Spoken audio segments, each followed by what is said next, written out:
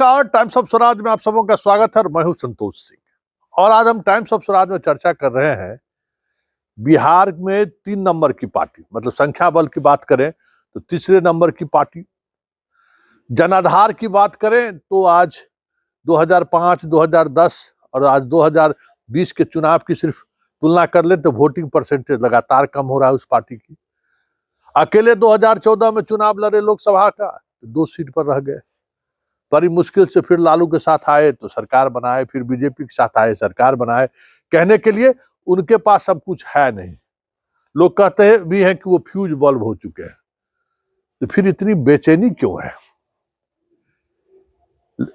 बात हम नीतीश की कर रहे हैं कि आखिर नीतीश को लेकर इतनी बेचैनी क्यों है? क्यों मीडिया और बीजेपी लगातार उनको ट्रोल कर रही है?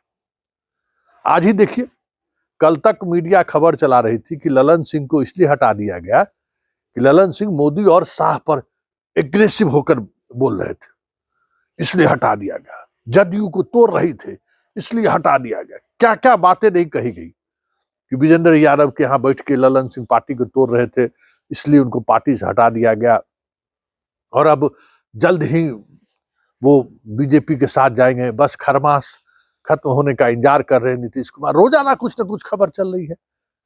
आज अचानक दोपहर बाद से खबर चलनी शुरू हो गई है कि नीतीश बीजेपी के संयोजक बनने वाले हैं और ये खबर इस तरीके से हाइप हुई कि सारे चैनल, सारा अखबार चलाना शुरू कर दिया। मीडिया वाले केसी त्यागी से पूछ रहे हैं, कह रहे हमको पता नहीं है कोई मीटिंग है, वर्चुअल मीटिंग होने वाला है।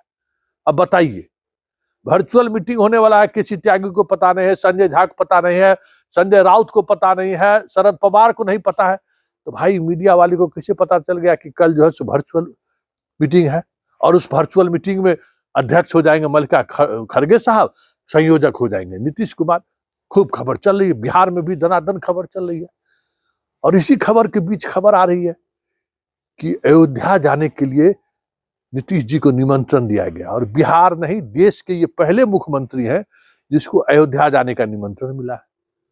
और निमंत्रण देने वाले कौन है? कामेश्वर चौपाल, जो इसके राम जन्मभूमि के न्यास बोर्ड के क्या संरक्षक हैं, बिहार के हैं, हमारे यहाँ से चुनावों लड़ चुके हैं रामविलास पासवान के खिलाफ, बड़ी बुरी तरह से हार गए थे, जमानत जब्त हो गया था। हमारे पड़ोसी हैं, निमंत्रण भी दे आए और मीडिया को कह भी दिए कि तो भाई एक क्या है भाई, नीतीश में क्या रखा हुआ है कि देश के किसी मुख्यमंत्री को आप निमंत्रण नहीं दिए लेकिन नीतीश कुमार को निमंत्रण दे रहे हैं। कह रहे कि भाई ये संयोजक बन जाएगा। ये अब कल तक तो बीजेपी के साथ जा रहे थे और अभी शाम में मोदी जी ट्वीट करते हैं, सुशील मोदी जी। पहले का ट्वीट देखिएगा और आज का ट्वीट देख लीजिए। बताइए, खाली हाथ लौटे नीतीश कुमार, कुछ नहीं दिया। और जब आप चर्चा होने लगी संयोजक नीतीश कुमार कल बनेंगे, कहते संयोजक का पद तो मुंशी का है, वो तारीख तय करता है, इसका कोई वैल्यू है? चले थे प्रधानमंत्री बनने के लिए, इधर जो कुछ हवा दिखाए ना ललन सिंह का हटा उठा के, इनको मनाने के लिए संयोजक बना दिया। गजब का दर्द हो गया मोदी जी को। एकदम 1.5 पन्ना का ट्वीट कर दिए, एक्स पर डाल दिए, हम लोगों को भी भेज दिए कि इनसे ममता बनर्जी संभलेगी कलकत्ता में, वामपंथियों को कैसे मिलाएंगे? यूपी में जो है सो बसपा सपा कांग्रेस का गठबंधन इनके बस में है, अरविंद केजरीवाल और इनके कांग्रेस में गठबंधन इनके बस में है, कुछ नहीं है, वैसे ही उनको थमा रहा है। भाई आखिर 3 नंबर का पार्टी, क्या कहते हैं आप लोग, फ्यूज बल्ब, कुछ नहीं बचा है, कोई जनाधार नहीं है, रोज कहते हैं आप लोग। तो फिर नीतीश कुमार संयोजक बने, चाहे राम मंदिर का निमंत्रण दीजिए, इससे क्या फर्क पड़ता है? लेकिन कुछ तो बात है, आखिर बेचैनी इतनी क्यों है नीतीश कुमार को लेकर? अभी कोई भी इंडिया गठबंधन में रोज कुछ न कुछ खबरें आती रहती है, लेकिन नीतीश कुमार को लेकर जितनी खबरें आती हैं और किसी इंडिया गठबंधन के ममता के बारे में तो कभी खबर नहीं आता है। अखिलेश इतना बड़ा स्टेट का जो है सो वो मुख्यमंत्री रह चुका है, नेता प्रतिपक्ष है, उसकी खबरें तो नहीं आती है। अरविंद केजरीवाल की भी खबरें उस तरीके से नहीं आती जितनी नीतीश की खबर आती है। रोज नीतीश, रोज नीतीश, आखिर माजरा क्या है? तो इस माजरा को समझिए कि इंडिया गठबंधन में नीतीश ही एक ऐसे न्यूक्लियर धुरी है जिस पता है कि मोदी को लट्टू की तरह नचा सकता है। और ये खतरा बीजेपी भी महसूस करती है और मोदी भी महसूस कर रहे हैं।